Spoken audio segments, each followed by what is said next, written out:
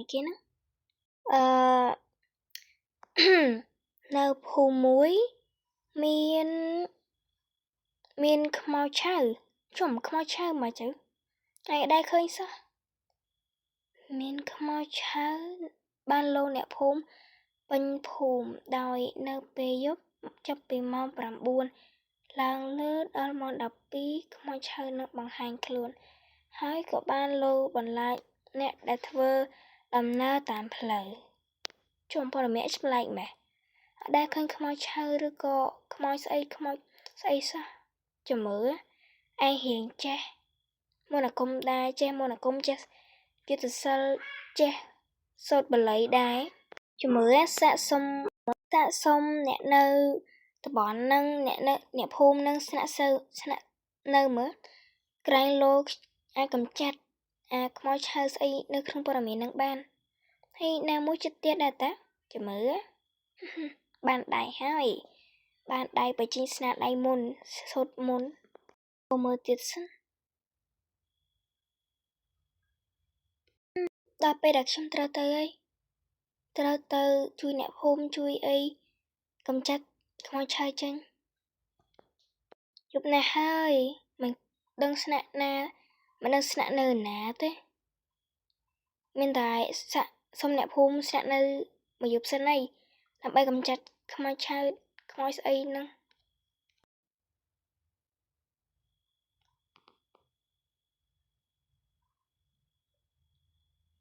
ដូចជាម៉ោង 5 មិនដឹង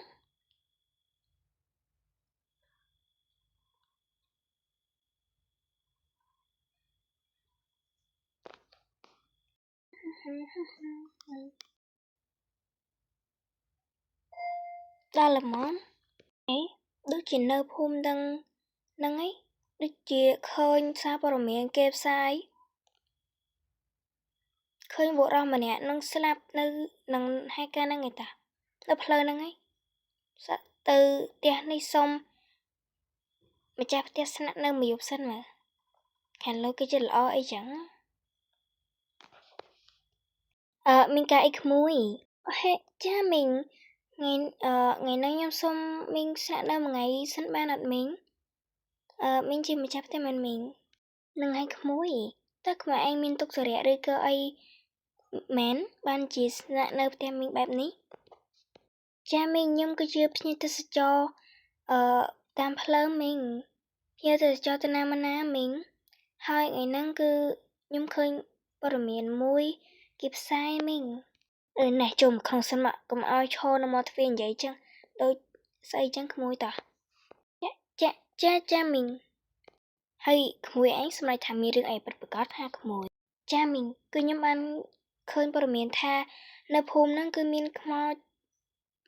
អ្នកមីងអូរឿងហ្នឹងទេអីមានមែននៅភូមិនេះគឺមានខ្មោចនោះគឺជាខ្មោចដែលរុំក្រណាត់ចិត្តពណ៌សហើយវាលោសាហាវណាក្មួយឯងនិយាយពីរឿងនេះចុះមានន័យថាម៉េចអូចាមីងខ្ញុំដូចជាមាន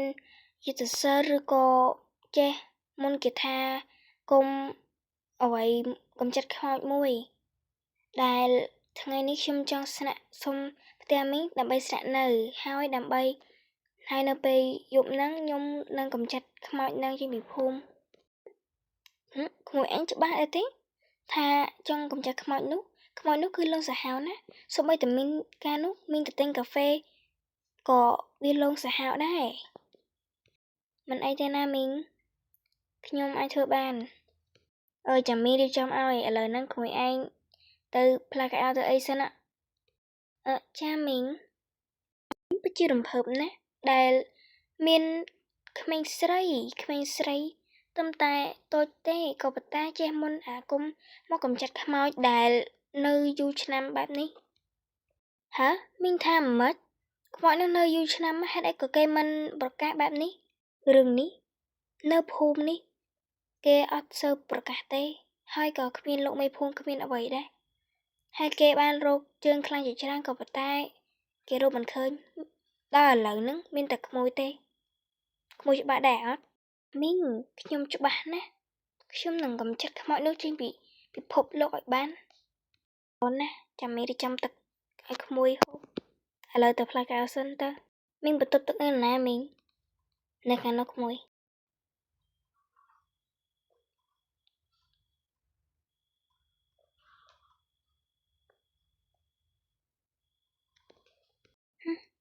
ហើយទៅហូបបាយសិនមីងខ្ញុំហើយក្មួយច្បាស់ដែរទេមីងដូចជាភ័យណាស់មីងអាចនាំខ្ញុំទៅបានទេនៅទីនោះហើយវាកំពុងតែលោតផ្លោតនោះហើយសូមឲ្យក្មួយសំណាងល្អជោគជ័យណាក្មីងធានាលើក្មួយហើយគ្មានអ្នកណាអាចកម្ចាត់វាបានទេមីងសង្ឃឹមលើក្មួយណា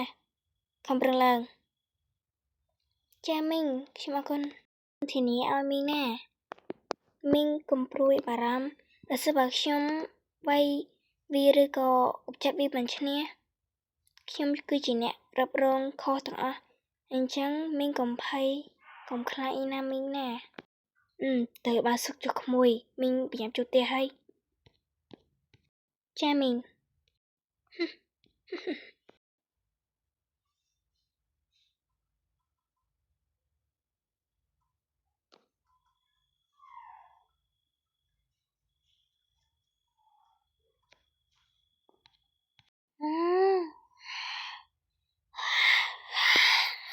ខ្មោចហ្នឹងមិនហ្នឹងវាឈួតមែន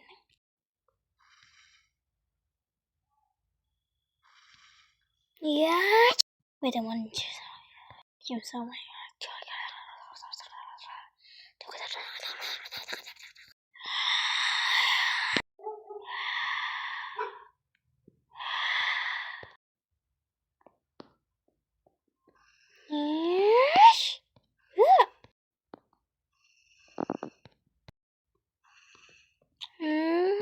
ជុំមកខ្វៃអត់តោះដៃស្លាប់បាត់ហើយដឹងស្លាប់បាត់ហើយវាជាអ្វីអុយអ៊ីវស្អីហើយចាប់ដៃបរិបូ